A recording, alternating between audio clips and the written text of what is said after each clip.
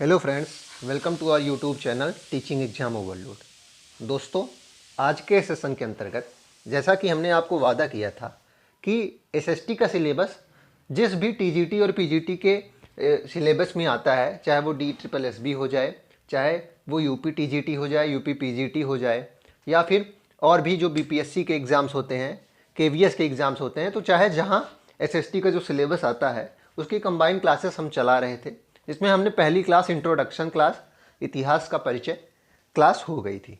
और उसी क्लासेस को आगे बढ़ाते हुए आज से हमारी क्लासेस रेगुलर चलेंगी। आज से हमारी रेगुलर क्लासेस चलेंगी, जिसमें आज हमारी दूसरी क्लास है जिसका नाम है वैदिक सभ्यता। मतलब कि इतिहास के परिचय हो गया, उसके बाद आज हमारी दूसरी क्लास है वैदिक सभ्यता।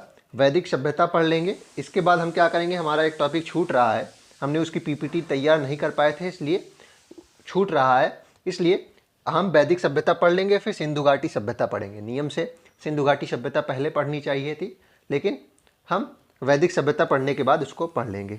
चलिए फिर बिना किसी देरी के सेशन को शुरू करते हैं। सेशन शुरू करने से पहले हमारी एक रिक्वेस्ट है कि हमारे चैनल को लाइक करें, सब्सक्राइब करें तथा ज़्यादा से ज़्यादा शेयर करें। चलिए शुरू करते हैं।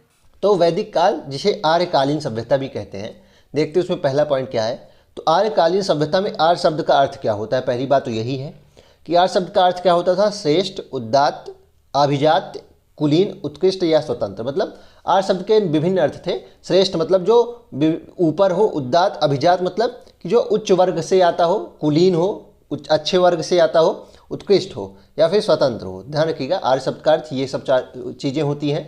आगे देखते हैं। आर्य समाज का काल व मूल निवास प्रोफेसर मैक्स मूलर के अनुसार आर्य मध्य एशिया के मूल निवासी थे। ध्यान रखिएगा, मैक्स मूलर ने क्या माना है कि आर्य मध्य एशिया के या बैक्ट्रिया के मूल निवासी थे, जो 1500 ईस्वी पूर्व तक थे। तो प्रोफेसर मैक्स मूलर के अनुसार आर्य मध्य एशिया के निवासी थे। बहुत इंपॉर्टेंट है, इसको नोट कर लीजिएगा। अब आर्यों का भौगोलिक क्षेत्र क्या था। भारत में उन्होंने सर्वप्रथम सप्त सैंधव प्रदेश में बसना प्रारंभ किया। मोस्ट इंपॉर्टेंट पॉइंट है, ये पूछा जाता है कि भारत में उन्होंने सर्वप्रथम सप्त सैंधव प्रदेश में बसना प्रारंभ किया। सप्त सैंधव प्रदेश क्या था, सिंधु और उनकी सहायक नदियां जो थी उनके आसपास का जो क्षेत्र था वह सप्त सैंधव प्रदेश था, और उन्होंने सर्वप्रथम सप्त सैंधव प्रदेश में ही बसना प्रारंभ किया। आर्यों के कबीले देख लेते हैं। आर्यों का सबसे महत्वपूर्ण कबीला भारत था। इसके शासक वर्ग का नाम त्रिशु था।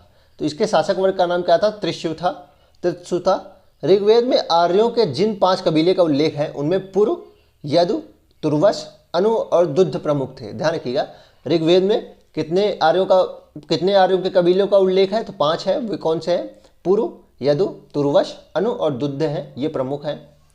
वैदिक सभ्यता का नाम ऐसा इसलिए पड़ा, तो आर्य की सभ्यता को वैदिक सभ्यता क्यों कहा जाता है, क्योंकि इसी समय में वेदों के बारे में हमें पता चलता है। मतलब वेदों का जो संकलन हुआ था, जो वेदों का निर्माण हुआ था, इसी समय हुआ था, तो वैदिक सभ्यता इसलिए इसे कहा जाता है। अगला पॉइंट है कि ऋग्वेद में ही प्रसिद्ध गायत्री मंत्र है, जो सूर्य से संबंधित देवी सावित्री को संबोधित किया जाता है। ध्यान रखिएगा, ये सूर्य से संबंधित देवी सावित्री को संबोधित है, तो ऋग्वेद में ही प्रसिद्ध गायत्री मंत्र है। आगे है कि अध्ययन की दृष्टि से वैदिक काल को 2 भागों में बांट सकते हैं हम। ऋग्वैदिक काल 1500 से 1000 ईस्वी पूर्व तथा उत्तर वैदिक काल 1000 से 600 ईस्वी पूर्व। ऋग्वैदिक काल में ऋग्वेद बना था और बाकी तीनों वेद उत्तर वैदिक काल में बने थे। ऋग्वेद के बारे में अब चलिए जानते हैं। ऋग्वेद 10 मंडलों में विभक्त है। ध्यान रखिएगा, ऋग्वेद में मंडल कितने हैं, 10 हैं। श्लोक कितने हैं, 1028 हैं, जिन्हें सूक्त भी कहा गया है। ध्यान रखिएगा, सूक्त या श्लोक 1028 हैं। अस्तोमा सद्गमय वाक्य ऋग्वेद से लिया गया है, इसको नोट कर लीजिएगा। अस्तोमा सद्गमय, तमसोमा ज्योतिर्गमय जो शब्द है वह कहाँ से लिया गया है, ऋग्वेद से लिया गया है। सामवेद के बारे में जान लेते हैं। सामवेद को भारत की प्रथम संगीतात्मक पुस्तक कहा जाता है। तो ध्यान रखिएगा, बहुत इंपॉर्टेंट पॉइंट है। सामवेद को भारत की प्रथम संगीतात्मक पुस्तक कहा जाता है। यजुर्वेद के बारे में क्या इंपॉर्टेंट दिया गया है। यजु का अर्थ होता है यक्ष या यज्ञ, और इसमें यज्ञ की विधियों का वर्णन किया गया है। तो यजुर्वेद में यज्ञ की विधियों का वर्णन किया गया है। यजुर्वेद की भाषा गद्य व पद्य दोनों में है। तो प्रश्न क्या बनता है कि कौन सा वेद है जो गद्य व पद्य दोनों में लिखा गया है, तो वह हो जाएगा यजुर्वेद। अथर्ववेद में जादू टोना आदि की जानकारी दी गई है। ध्यान रखिएगा, अथर्ववेद में जादू टोना आदि की जानकारी, वशीकरण की जानकारी दी गई है। अब हमारा एक ग्रंथ है महत्वपूर्ण, महाभारत। चलिए उसको देख लेते हैं। इसका एक अन्य नाम जय संहिता भी पूछा जाता है। बहुत इंपॉर्टेंट है कि जय संहिता किस ग्रंथ का नाम है, तो वह महाभारत हो जाएगा। और इसके रचयिता महर्षि वेद व्यास थे, ध्यान रखिएगा। इसके रचयिता कौन थे? महर्षि वेद व्यास थे। रामायण भी एक महत्वपूर्ण ग्रंथ है और इसको आदि काव्य भी कहा जाता है। इसके रचयिता महर्षि वाल्मीकि थे, ध्यान रखिएगा। रामायण के रचयिता महर्षि वाल्मीकि थे, इसको नोट कर लीजिएगा। रामायण के रचयिता महर्षि वाल्मीकि थे।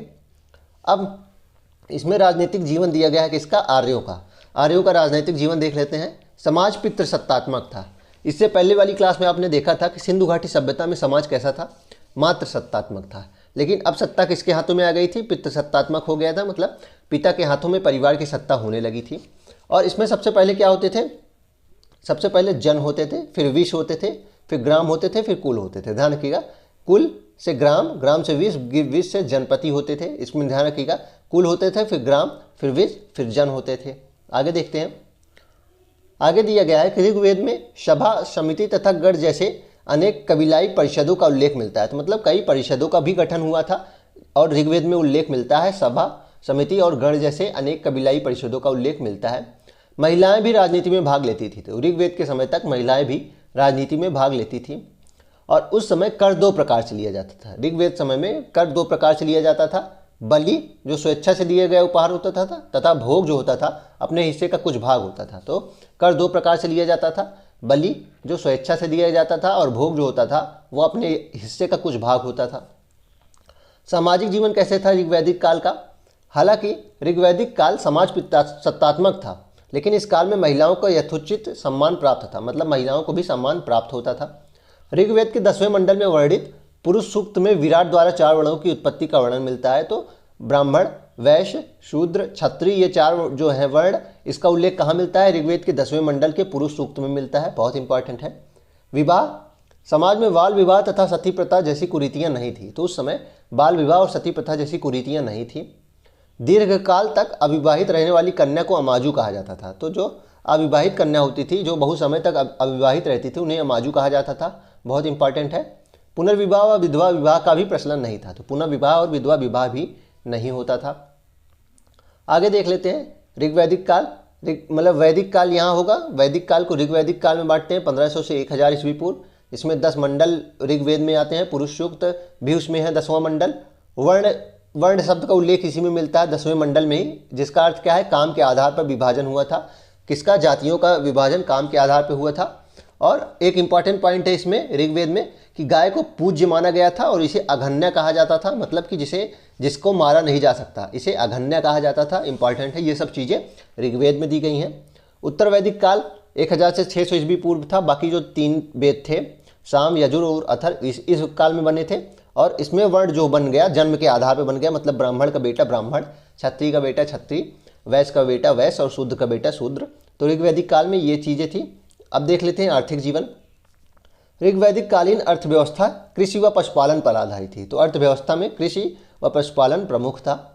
पशुओं में गाय की प्रधानता होती थी, इसको नोट कर लीजिएगा। और गाय को क्या कहा जाता था? अघन्या, मतलब जिसको मार नहीं सकते हम, उसको मारना बहुत बड़ा पाप होता था।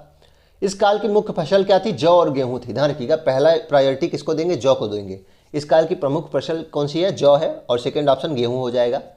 व्यापार पड़ी नामक लोगों के हाथों में था। ध्यान रखिएगा, व्यापार जो था वो पड़ी नामक लोगों के हाथों में था तथा वस्तु विनिमय द्वारा होता था। पद्धति कौन सी थी? वस्तु विनिमय, अर्थात जिसे इंग्लिश में बार्टर सिस्टम भी कहा जाता है।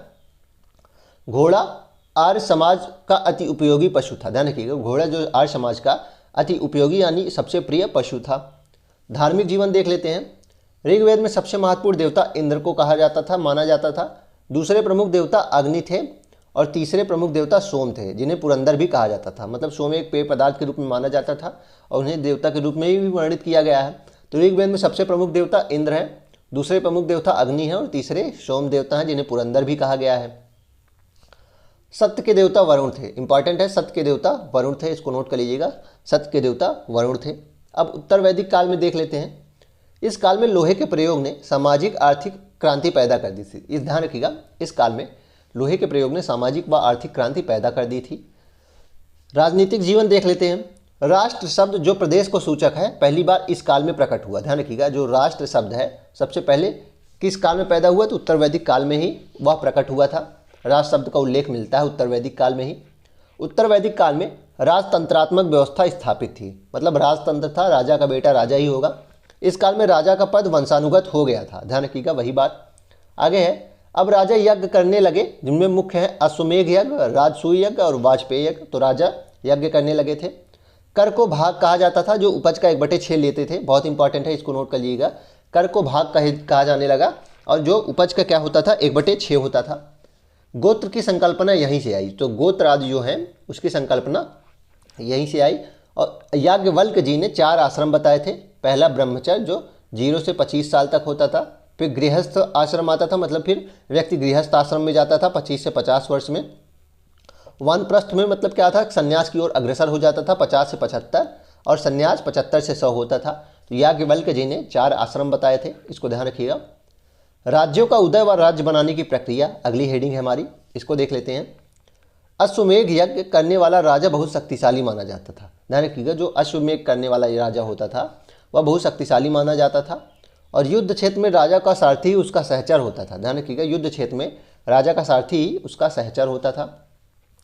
राजा के सगे संबंधी, खासकर उसकी रानियां तथा पुत्रों को भी कई अनुष्ठान करने होते थे। अन्य सारे आमंत्रित राजाओं को काम सिर्फ बैठकर यज्ञ की पूरी प्रक्रिया को देखना रहता था। तो यज्ञ आदि की प्रक्रिया में कौन कौन भाग लेते थे, राजा और राजा के सगे संबंधी यानी उनकी रानियां और उनके पुत्र पुत्रियां। आगे देख लेते हैं। राजा के ऊपर पुरोहित पवित्र जल के छिड़काव के साथ साथ अन्य कई अनुष्ठान भी करता था, उतना इंपॉर्टेंट नहीं है। अब हम जनपद के बारे में जान लेते हैं।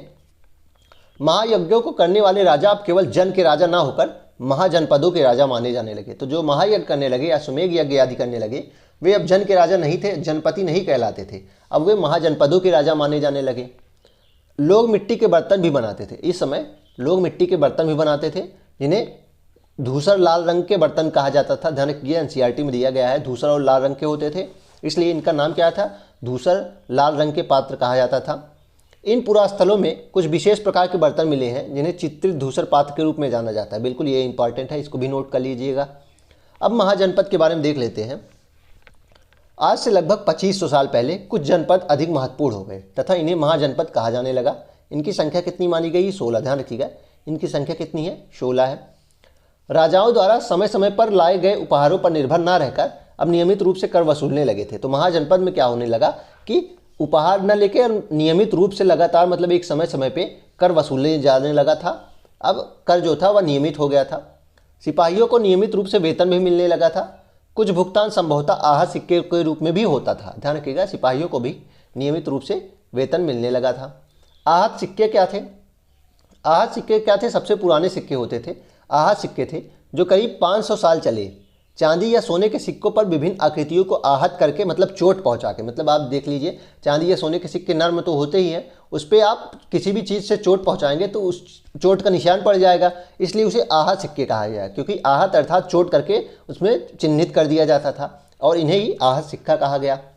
एक इंपॉर्टेंट पॉइंट इसमें दिया गया है कि बौद्ध ग्रंथ अंगुत्तर निकाय तथा जैन ग्रंथ भगवती सूत्र में 16 महाजनपदों का वर्णन मिलता है। ध्यान रखिएगा, अंगुत्तर निकाय जो कि बौद्ध ग्रंथ है और भगवती सूत्र जो कि जैन ग्रंथ है, उसमें 16 महाजनपदों की सूची अर्थात 16 महाजनपदों का वर्णन मिलता है। 16 महाजनपदों के वज्जी और मल्ल गणतंत्र थे। ध्यान रखिएगा, उसमें 16 में से 14+2 का विभाजन था। 2 कौन से थे, गणतंत्र थे, मतलब लोगों का शासन था, जो कि वज्जी संघ था और मल्ल संघ था, इसमें गणतंत्र थे। बाकी 14 कैसे थे, राजतंत्र थे। सबसे शक्तिशाली महाजनपद कौन सा था, मगध था। ध्यान रखिएगा, सबसे शक्तिशाली जो महाजनपद था वह मगध था। 16 महाजनपदों में अश्मक ही एक ऐसा जनपद था जो दक्षिण भारत में गोदावरी नदी के किनारे स्थित था। ध्यान रखिएगा, प्रश्न बनता है कि दक्षिण भारत में कितने महाजनपद थे, तो केवल एक थे। या फिर प्रश्न पूछा जाता है कि दक्षिण भारत का केवल एकमात्र महाजनपद का नाम क्या है, तो अश्मक हो जाएगा। इसको नोट कर लीजिएगा, क्या हो जाएगा, अश्मक हो जाएगा। अब मगध राज के बारे में ध्यान लेते हैं, जो सबसे शक्तिशाली महाजनपद था। भारत में 16 महाजनपदों में सबसे शक्तिशाली मगध, जो वर्तमान पटना में है, पटना के आसपास पाटलिपुत्र के क्षेत्र में पड़ता है, मगध था। मगध गंगा और सोन नदी के संगम पर स्थित था। ध्यान रखिएगा, मगध गंगा और सोन नदी के संगम पर स्थित था और मगध के आसपास घने जंगल थे। मगध में ही अब कौन कौन से वंश आए, चलिए देख लेते हैं। हर्यक वंश आया सबसे पहले। हर्यक वंश का पहला राजा कौन था, बिंबिसार था, जो कि 544 से 492 ईस्वी पूर्व तक था। तो हर्यक वंश में पहला शासक कौन है, बिंबिसार है। बिंबिसार इस वंश का प्रथम शक्तिशाली शासक था। वह बुद्ध के समकालीन था। ध्यान रखिएगा, इंपॉर्टेंट है, ये बुद्ध के समकालीन थे। उसके बाद उसका बेटा बिंबिसार की हत्या करके अजातशत्रु आया, जो 492 से 460 तक शासन किया। अजातशत्रु अपने पिता बिंबिसार की हत्या करके मगध का शासक बना। अजातशत्रु को पितृहंता भी कहा जाता है, ध्यान रखिएगा, प्रथम पितृहंता भी इसे ही कहा जाता है। और इसे कुड़ी की उपाधि मिली थी, ध्यान रखिएगा, इसे कुड़ी की उपाधि मिली थी। अपने समूचे शासनकाल में उसने विस्तार का आक्रामक नीति से काम लिया था, इसको ध्यान रखिएगा, विस्तार करने के लिए आक्रामक नीति अपनाई थी इसने। उसके बाद अजातशत्रु की हत्या उसके बेटे उदयन ने की और उदयन 460 से 444 ईस्वी पूर्व तक शासन किया और इसे द्वितीय पितृहंता भी कहा जाता है। उदयन ने पुराणों एवं जैन ग्रंथों के अनुसार पटना में गंगा तथा सोन नदियों के संगम पर पाटलिपुत्र, जिसे कुसुमपुरा नाम उस समय माना जाता था, कुसुमपुरा नामक नगर की स्थापना की तथा उसे अपनी राजधानी बनाई। तो पाटलिपुत्र की स्थापना किसने की थी? उदयन ने की थी और उदयन जैन धर्म का अनुयायी था। अब देखते हैं शिशुनाग। पाटलिपुत्र के अतिरिक्त वैशाली को अपनी दूसरी राजधानी बनाया शिशुनाग ने, ध्यान रखिएगा, शिशुनाग पाटलिपुत्र के अतिरिक्त वैशाली को अपनी दूसरी राजधानी बनाया। फिर काला शोक आया 394 से 366 ईस्वी पूर्व में। इसने वैशाली के स्थान पर पाटलिपुत्र को अपनी राजधानी बना लिया। इसने वैशाली के स्थान पर फिर से पाटलिपुत्र को राजधानी बना लिया। उसके बाद नंद वंश आया। नंद वंश देखते हैं 344 से 321 ईस्वी पूर्व में चला। इसमें पहला शासक कौन था? महापद्मानंद। संस्थापक कौन है? महापद्मानंद है, ध्यान रखिएगा, ये एक शूद्र था। उसके बाद घनानंद आया जो कि बहुत ही क्रूर शासक था, ध्यान रखिएगा, घनानंद कौन था? बहुत ही क्रूर शासक था। उसके बाद और भी वंश आया, मौर्य वंश आया, ध्यान रखिएगा। उसके बाद कौन से आए? हर्यक वंश, शिशुनाग वंश, नंद वंश और मौर्य वंश, ध्यान रखिएगा। इसमें कौन सा है? ये दूसरा वंश है। इससे अभी तक उदयन तक हर्यक वंश था, उसके बाद शिशुनाग वंश के बारे में वर्णन मिला है। फिर नंद वंश आएगा, फिर कौन सा आएगा? चंद्रगुप्त मौर्य घनानंद की हत्या करके मौर्य वंश की स्थापना करेगा, जिसे आप अलग से पढ़ेंगे क्योंकि इंपॉर्टेंट टॉपिक है, इसलिए मौर्य वंश को बाद में अलग से पढ़ाया जाएगा। महाजनपद काल में कर प्रणाली चलिए देख लेते हैं। महाजनपदों के राजा विशाल किले बनवाते थे और बड़ी सेना रखते थे। फसलों पर लगाए गए कर सबसे महत्वपूर्ण थे क्योंकि अधिकांश लोग कृषक थे। उपज का 1/6वां भाग हिस्सा कर के रूप में निर्धारित किया जाता था, जिसे भाग कहा जाता था, ध्यान रखिएगा, इंपॉर्टेंट है। बुनकर, लोहार या सुनार जैसे कारीगर को श्रम के रूप में कर चुकाना पड़ता था। पशुपालक को जानवरों या उनके उत्पाद के रूप में कर देना पड़ता था। तो ये सारी चीज़ें इतनी इंपॉर्टेंट नहीं है। इसमें इंपॉर्टेंट क्या है कि उपज का 1/6वां भाग हिस्सा के कर के रूप में लिया जाता था, जिसे भाग कहा जाता था। कृषि क्षेत्र में 2 बदलाव आए थे, ये बहुत इंपॉर्टेंट है, एनसीईआरटी में दिया गया है कि हल के फाल लकड़ी के बजाय लोहे के होने लगे थे और धान का पौधा क्या किया जाता था? अब रोपण, अब छींट के नहीं बोया जाता था धान, रोपण किया जाता था। बहुत इंपॉर्टेंट, ये पॉइंट बहुत इंपॉर्टेंट है, इसको नोट कर लीजिएगा कि धान का पौधा रोपण करना शुरू हो गया और हल के फाल लोहे के आने लगे। अब अगली टॉपिक हमारे क्या है? नए विचारों का आगमन। चलिए देखते हैं। बौद्ध धर्म और जैन धर्म। ब्राह्मणों के ढोंग एवं पाखंड के कारण समाज में ऊंच नीच, जाति आदि का भेदभाव बढ़ गया था। तो इसमें नए विचारों के आगमन में सबसे पहला धर्म कौन सा आया? बौद्ध धर्म आया। देख लेते हैं बौद्ध धर्म को। महात्मा बुद्ध का जीवन परिचय इसमें दिया गया है कि बौद्ध धर्म के संस्थापक कौन है? महात्मा बुद्ध है। इनका जन्म 563 ईस्वी पूर्व में शाक्य नामक क्षत्रिय कुल के कपिलवस्तु के निकट लुम्बिनी ग्राम नेपाल में हुआ था। तो इनका जन्म कहाँ हुआ है? लुम्बिनी ग्राम नेपाल में हुआ था। कौन सा? शाक्य क्षत्रिय थे, ध्यान रखिएगा, शाक्य कुल के क्षत्रिय थे और लगभग 2500 वर्ष पूर्व इनका जन्म हुआ था, 563 ईस्वी में। इनकी माता का नाम महामाया था और पिता का नाम शुद्धोधन था, ध्यान रखिएगा। इनकी माता का नाम महामाया था और पिता का नाम शुद्धोधन था। इनका पालन इनकी मौसी प्रजापति गौतमी ने किया था, ध्यान रखिएगा। इनका पालन जो है इनकी मौसी प्रजापति गौतमी ने किया था और ये ही इनकी प्रथम शिष्या थी, शिष्य नहीं, प्रथम शिष्या कौन थी? प्रजापति गौतमी थी। इनका बचपन का नाम क्या था? सिद्धार्थ था। इनकी पत्नी का नाम यशोधरा था और पुत्र का नाम राहुल था, ध्यान रखिएगा। इनकी बचपन का नाम क्या था? सिद्धार्थ था, पत्नी का नाम यशोधरा था और पुत्र का नाम राहुल था। इन्होंने 29 वर्ष की आयु में गृह त्याग किया और जिसे क्या कहा गया? महाभिनिष्क्रमण कहा गया, ध्यान रखिएगा। इस प्रक्रिया को महाभिनिष्क्रमण कहा। 6 वर्ष बाद 35 वर्ष की आयु में इन्हें वैशाख पूर्णिमा के दिन पीपल वृक्ष के नीचे निरंजना नदी के तट पर ज्ञान की प्राप्ति हुई। बहुत इंपॉर्टेंट लाइन है। 35 वर्ष की अवस्था में 6 वर्ष बाद वैशाख पूर्णिमा का दिन था, पीपल वृक्ष के नीचे निरंजना या पुनपुन नदी के किनारे ज्ञान की प्राप्ति हुई और इसके बाद ही ये गौतम बुद्ध कहलाए, ध्यान रखिए। ज्ञान की प्राप्ति के बाद ही ये गौतम बुद्ध कहलाए। इन्होंने अपना प्रथम उपदेश सारनाथ में दिया, ध्यान रखिएगा। इसे ही धर्मचक्र प्रवर्तन कहा गया। अपना प्रथम उपदेश सारनाथ में दिया, जिसे धर्मचक्र प्रवर्तन कहा गया। बौद्ध धर्म की प्रथम महिला भिक्षु बुद्ध की मौसी गौतमी थी, इसको बता ही दिया गया है ऊपर। कुशीनगर में 483 ईस्वी पूर्व में 80 वर्ष की अवस्था में इनकी मृत्यु हो गई, ध्यान रखिएगा। कुशीनगर में 483 ईस्वी पूर्व में इनकी मृत्यु हो गई थी। इसे बौद्ध धर्म में महापरिनिर्वाण कहा गया और इस प्रक्रिया को, मृत्यु को, बौद्ध धर्म के अनुसार महापरिनिर्वाण कहा गया। बौद्ध धर्म के त्रिरत्न कौन से हैं? बुद्ध, धम्म और संघ है। ध्यान रखिएगा, बौद्ध धर्म के त्रिरत्न कौन है? बुद्ध, धम्म और संघ है। बुद्ध के उपदेशों में सबसे महत्वपूर्ण 4 आर्य सत्य का भी वर्णन मिलता है। त्रिरत्न के बारे में पूछा ही जाता है, बुद्ध, धम्म, संघ। 4 आर्य सत्य भी दिए थे बुद्ध ने। कौन से थे? पहला है संसार में सर्वत्र दुख ही दुख है, मतलब संसार में हर जगह दुख ही दुख है। दुख समुदाय के बारे में बताया था कि दुख उत्पन्न होने के अनेक कारण होते हैं और इसका मूल में तृष्णा कहा गया। तृष्णा मतलब जो हमारी चाह होती है वही दुख का कारण है और उसे दुख समुदाय कहा गया। दुख निरोध का क्या बताया गया? कि दुख का निवारण संभव है। तो 4 आर्य सत्य में तीसरा आर्य सत्य क्या था? कि दुख का निवारण संभव है और इसके लिए तृष्णा का उन्मूलन आवश्यक होता है, कि हमारी चाह को रोकना होगा। अब दुख निरोध ग्रामीणी मार्ग जो था वह चौथा आर्य सत्य था। इसमें बताया गया था कि दुख का जो रोकना है, हमें दुख निरोध करना है, उसे किस तरीके से करना है। ये 4 आर्य सत्य हो गए। इसके लिए इन्होंने अष्टांगिक मार्ग दिया। तो पहला क्या था? दुख था।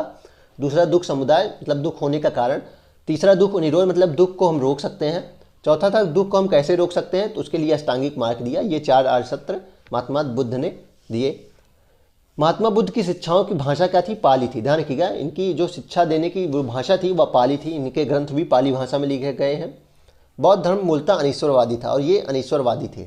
स्तूप का शाब्दिक अर्थ क्या होता है? टीला होता है। तो इनकी मृत्यु के बाद स्तूप, इनके जो बॉडी पार्ट थे उनको स्तूपों के अनुसार दफना कर उनके ऊपर विभिन्न चीज़ें जो मंदिर टाइप के बना दिए गए थे। बौद्ध धर्म के अनुसार विहार बना दिए गए थे और स्तूप का अर्थ उसके अनुसार क्या होता है? टीला होता है।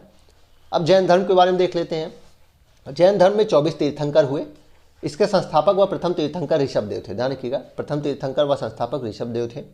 महावीर स्वामी का जन्म 540 ईस्वी पूर्व कुंडग्राम वैशाली में हुआ था। ये आगे देखते हैं। इनके पिता का नाम क्या था? सिद्धार्थ था। इनके पिता का नाम क्या था? सिद्धार्थ था। माता का नाम त्रिशला था, जो लिच्छवी नरेश चेटक की बहन थी। इंपॉर्टेंट है। बचपन का नाम वर्धमान था और पत्नी का नाम यशोदा था। इंपॉर्टेंट है, नोट कर लीजिएगा। इन्होंने 12 वर्ष की तपस्या एवं साधना के बाद महावीर को जंबिक ग्राम के समीप रिजुपालिका नदी के किनारे साल वृक्ष के नीचे ज्ञान की प्राप्ति हुई। ध्यान रखिएगा, 12 वर्ष की कठोर तपस्या इन्होंने की थी और इनको जंबिक ग्राम में, ग्राम का नाम क्या था? जंबिक था, रिजुपालिका नदी के किनारे। और वृक्ष कौन सा था? साल वृक्ष के नीचे ज्ञान की प्राप्ति हुई। फिर ये कव्यल, जिन आदि कहलाए। इनकी मृत्यु 72 वर्ष की उम्र में पावापुरी बिहार में हुई थी। 480 ईस्वी पूर्व में ही हुई। इनकी भाषा क्या थी? प्राकृत थी। इनकी भाषा क्या थी? प्राकृत थी। सफ़ेद वस्त्र पहनने वाले इनके 2 समुदाय थे। जैन धर्म के 2 समुदाय थे, श्वेतांबर और दिगंबर। श्वेतांबर सफ़ेद वस्त्र धारण करते थे। दिगंबर का अर्थ क्या था? जो दिशाओं को ही अपना अंबर मानते थे, मतलब वस्त्र धारण नहीं करते थे। तो इसी के साथ आज का सेशन हम समाप्त करते हैं।